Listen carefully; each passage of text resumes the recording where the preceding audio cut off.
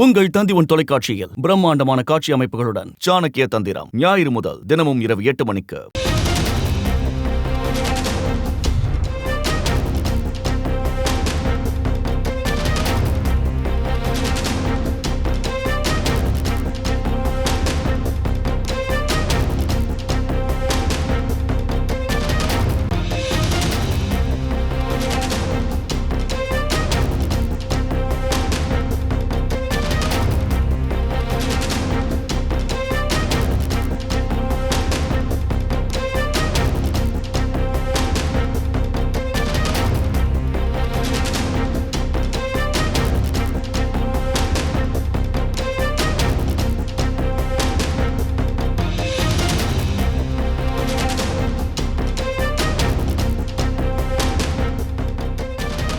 அண்மை செய்தி. 3 நாட்கள் போலீஸ் கஸ்டடி முடிந்து சைதாப்பேட்டை போலீசார் சைதாப்பேட்டை நீதிமன்றத்தில் மகாவிஷ்ணுவை ஆஜர்படுத்தியிருக்கின்றனர். இது பற்றிய மேலும் விவரங்களை செய்தியாளர் சசிதரன் விவரிக்க கேட்கலாம். வணக்கம் சசிதரன். மகாவிஷ்ணுவின் நீதிமன்ற காவலானது நீட்டிக்கப்பட வாய்ப்பு இருக்கிறதா? மகாவிஷ்ணு மற்றும் அவருக்கு தொடர்புடைய இடங்களில் நடத்தப்பட்ட விசாரணையின் முழு விவரம் என்ன?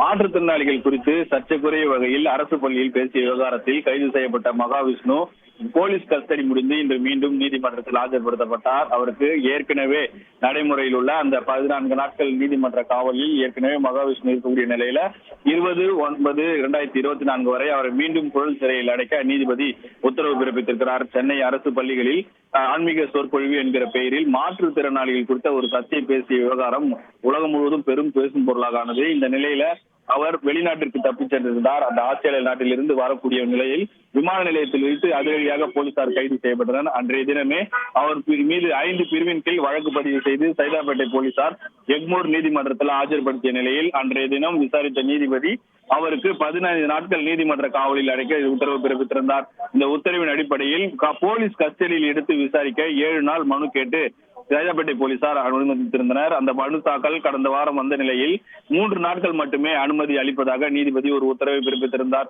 இந்த உத்தரவின் அடிப்படையில திருப்பூர் மற்றும் அசோக் நகர் இருக்கக்கூடிய அரசு பள்ளி, அசோக் நகரில் இருந்து சைதாப்பேட்டை அரசு பள்ளி என 3 வெவ்வேறு இடங்களிலும் பல்வேறு நிலையில அவரிடம் விசாரணை மேற்கொண்டு விசாரணை அறிக்கையாக அனைத்தும் தயாரித்து போலீசார் தற்போது சைதாப்பேட்டையில் இருக்கக்கூடிய நீதிபதி முன்பு போலீஸ் கஸ்டடி முன்பு ஆஜர்படுத்தினர். போலீசார் அவர் ஏற்கனவே கஸ்டடி நீதிமன்ற காவலில் இருப்பதால் புழல் மத்திய சிறையில் 20ஆம் தேதி வரைக்கும் அடைக்க உத்தரவு பிறப்பித்திருக்கிறார். பலத்த போலீஸ் பாதுகாப்புடன் மகாவிஷ்ணு தற்போது புழல் மத்திய சிறைக்கு அழைத்து செல்லப்பட்டிருக்கிறார்.